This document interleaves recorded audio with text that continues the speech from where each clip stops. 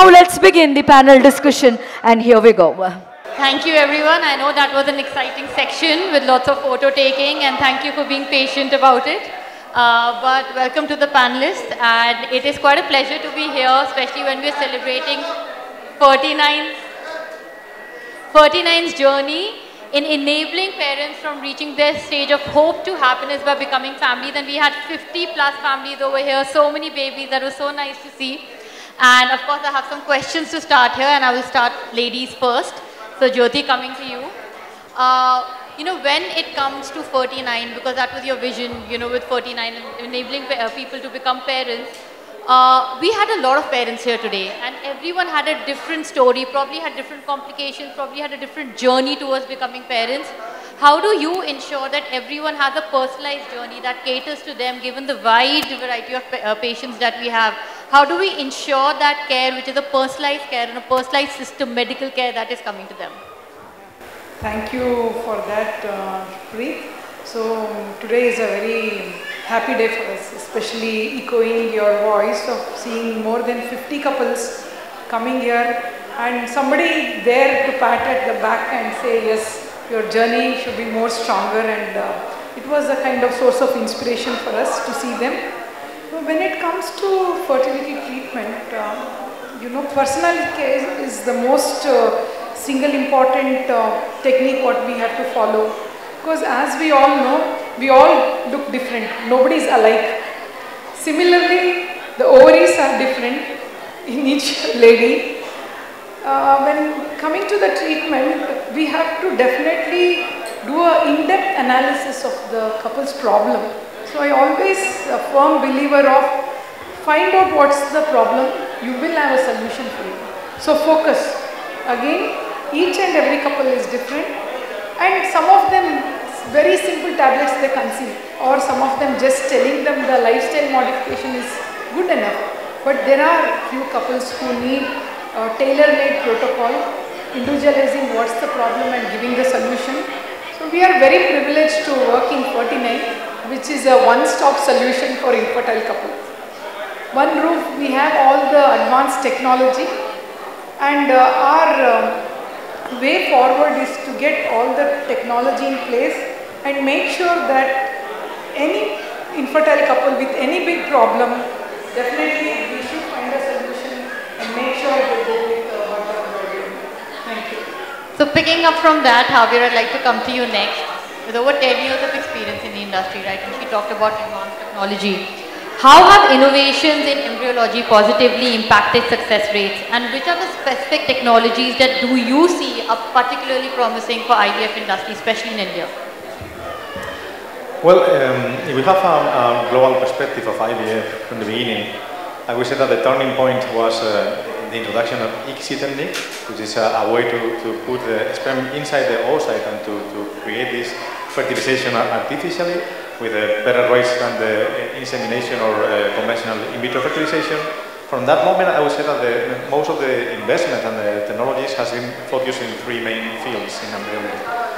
One would be cryopreservation, so technology that we use to freeze embryos and to optimize our cycles, because out of one stimulation and one ovum pickup, we may have different attempts for the patients, which is really convenient for patients and for the cycles. Second area would be embryo selection, which is the area in which we have most of our technologies nowadays, like for example time-lapse imaging with also artificial intelligence nowadays, because we can select in a better way which one is the best embryo to transfer and to get the pregnancy as soon as possible. We have also all the area of genetics here, the embryo genetics and embryo analysis to select the chromosomally normal embryos, the euploid embryos, also to improve our success rates or even to avoid diseases in the offspring. And then we have, I would say, because it has also a very high impact in society, fertility preservation, which is something that nowadays is very important, both for patients with medical conditions, cancer treatment, patients who potentially are going to lose the fertility, and we can have some kind of hope for them to, after the treatment, to have their material cryopreserved so that they can use it and they can have babies from their own genes. And secondly, for women who nowadays are undergoing a tremendous change in our society, because they have more desires, more hopes also to progress professionally, to study and to do things. And we need to provide some kind of tool for her to choose when to have children. So if they want to postpone the maternity, now we can also offer some kind of tools from our laboratories for them to make the right choice in the right moment. Thank you. That's very interesting. And Vinesh, coming to you from there, I mean, you have such an extensive experience in the industry as well. You've seen the Indian IVF industry grow. You have been crucial in its growth. Could you provide an overview of the current state and what do you see as, the key growth areas going ahead in the IVF industry? Like, Javier touched upon some of the technology, and I know for you also technology plays an important part. But an overview of what you've seen so far and where do you think we're headed in terms of growth areas? Yeah, it's a very interesting space. If I look back around early 90s, infertility was considered as a personal shortcoming of a woman. It was never considered as a disease. Slowly, gradually, the awareness and the education has spread, and it's now more accepted as a medical disease. And in last 1 decade, once the organized IVF change started coming in, more and more awareness, educating campaigns, content-rich campaigns, meaningful content reaching to the TG has been done. So I think we have come to a very interesting spot where as a country we have highest young population in the world. We have one of the highest urge of parenthood in the world. But the lifestyle has changed so much, and where the planning of parenthood is delayed. We also have sadly more than 50 million couples who need help to become parents. So I think we are in a stage where awareness, education is achieved to a bit, but at the same time acceptance of infertility as a disease and coming forward to take treatment at right time, at right place is what I think the last bit of leap of faith is what we are seeing today happening. So with about 2,000 plus IVF clinics, about 300,000 IVF cycles, as a country we are top 3 infertility treatment procedures in the world. Going forward, next 5 to 10 years, the acceptance of fertility preservation is, I think, will come big time. Is when we empower the current generation of freezing their eggs and sperm and focus on their lifestyle and career without negatively hampering to their fertility potential. So it's very exciting time. Next 10 years is going to be, we will see that most people will accept infertility as a disease, come forward for treatment at right time, so that they achieve the dream of parenthood with much ease. Thank you. I think that's very interesting that, we're seeing both things happening. One, we're seeing technological advancement happening, but we're also seeing a mindset advancement that is happening in the industry. And yeah, and both have to go hand in hand as we make this more viable and bring more families to the joy of parenthood. Or like you said, Vinesh, even women who just want more control over their lives and have the option to freeze their eggs, focus on their career or family, and then, become parents when they need to. Jyoti, bringing that in, how do you focus on or maintain that there's of course a technological balance, but how do you also focus on the qualitative aspects by bringing innovative technology in when it comes to the services that are offered by Ferty9? Because I know for a fact Ferty9 has a great growth path set ahead for itself. You are investing in the right kind of tools which are in the best interest of the patients that you have. So how do you ensure that qualitative aspect that ensures that the patient has a full journey which is backed by technology as well? Yeah. So whenever there is advancement in technology, as you have already enforced, Ferty9 we try to get it fast in our system, and then try to use that technology. To use any technology, it's people again. So very important. Our team, I am very happy about my team. They are very fast in adapting and understanding the technology. So we have a system in place where we have continuous training programs within the system itself. So any technology comes with the technology without product monogam, we don't even know how to use it. So there is a system in our center where the technology is reaching fast, and then that all the consultants, if I have to say, they're all here, very fast in adapting to the new technology, learning and then executing it. So though the doctors and the embryologist are the 4 engine for this fertility, you know, but background there are a huge team who is continuously working. So today I even want to thank my operation team, which is headed by Vinesh ji and his management team, which makes sure the technology reaches to the right person, and also we are here to use it and make the life of infertile couple better. I think that's a very nice point you brought up. I think what Ferty9 is trying to do is make technology and IVF more accessible to people, and it's a joint passion shared by every member of the organization, whether at the back end or the front end, and that is what makes this go. You know, Javier, you're the latest one to join board. By the way, let me officially welcome you as well. What are you looking forward to most with your journey with Ferty9? I mean, you obviously worked in India before, you know where India's IVF journey is going. As you join hands with Ferty9, what are the prospects that you are looking most forward to, and where do you think this will be headed? What's the future of Ferty9 and IVF, and how are you collaborating to it? I think this is a very good question, because the point here is to not to have the latest technology, which is important, but to choose the right technology and to use it correctly. This is very important also. So because we want to have technology which is proved to be useful in terms of results, which is valid, because only that way we can offer to our patients the best results and the best quality without increasing the price so much also for them. So I think this is the key point, to be available, to have branches in the most important cities and places in India, but also to be accessible. And for that we need to create awareness also in society, and then to have also this kind of competitive also prices for our patients. So I would say that one of our main focus from this perspective in the laboratories is not just the technology for embryo selection, but also one point which is very critical here in India, and we are very focused in Ferty9 right now, is also in safety and risk management in our laboratories.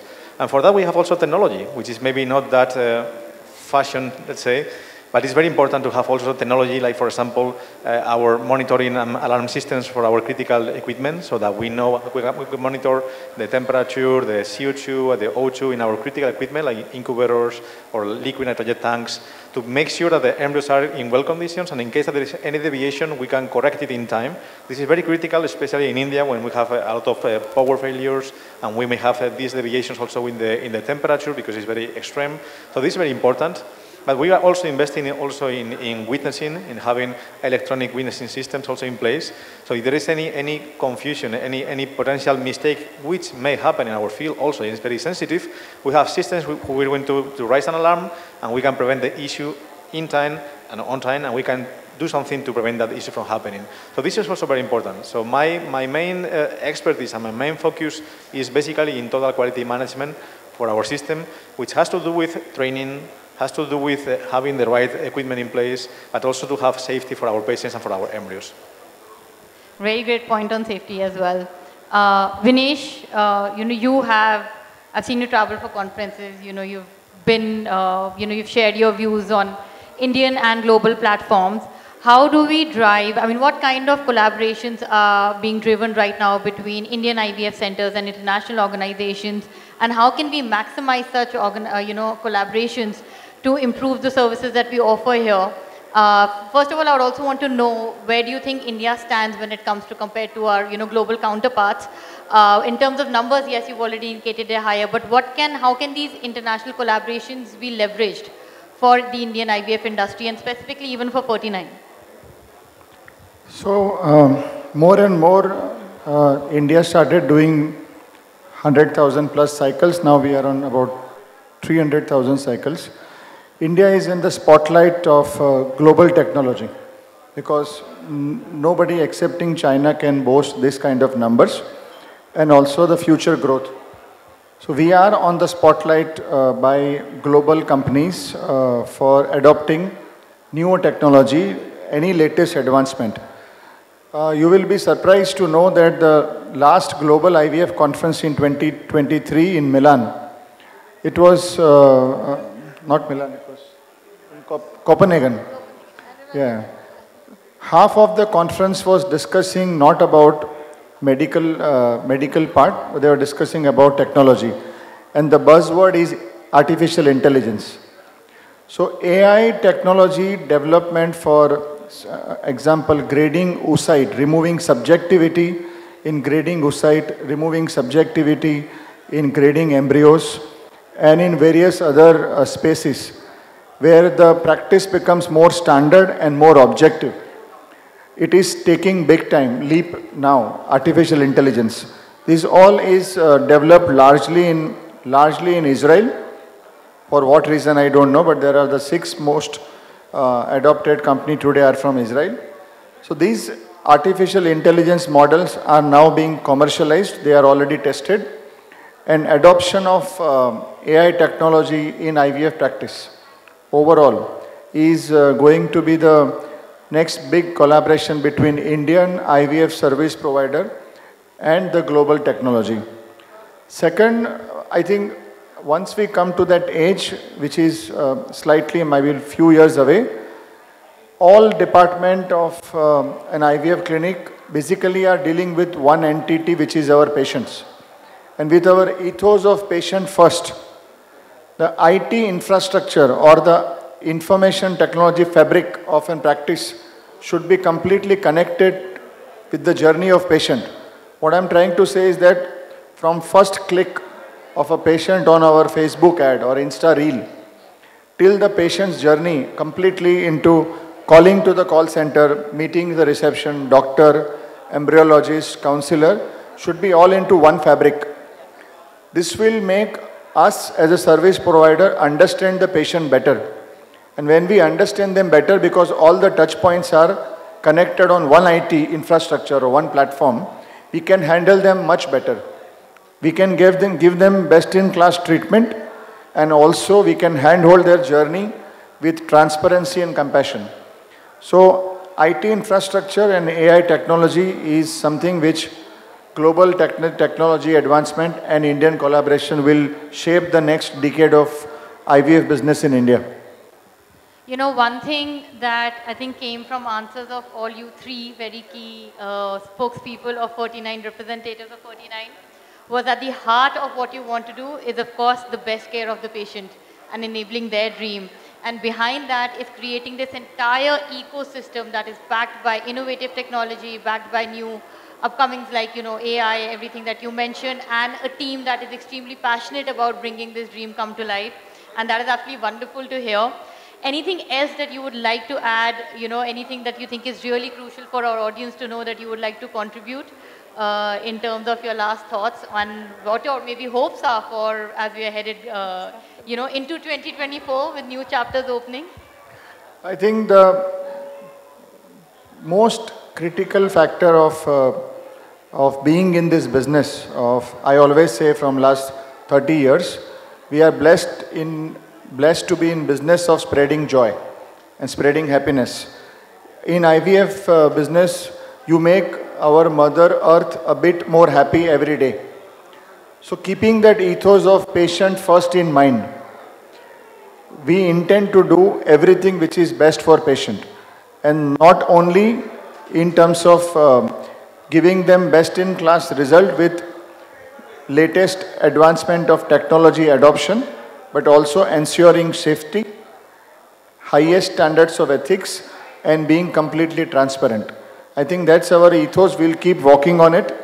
And of course, with this, after a few years, when we look back, we will all feel proud of what we have offered to our patients to achieve their dream of parenthood. And as an investor, as management team, someday we will exit or retire. But we create a long-lasting corporate which keeps serving millions of patients to achieve their dream of parenthood. And if I can just add to that, I think there was a lot of pride in this room today also when we saw so many babies, so many happy families. We spoke to them, there were, you know, testimonials taken, and that is what you have enabled. And that is one of the things that I think, you know, you can't put a number on, because that's a satisfaction of another level to see so many babies around. I've never seen so many babies together, but congratulations to you all, and you know, thank you so much for sharing your thoughts, and we wish you a great journey ahead. Thank you. Thank you. Thank you.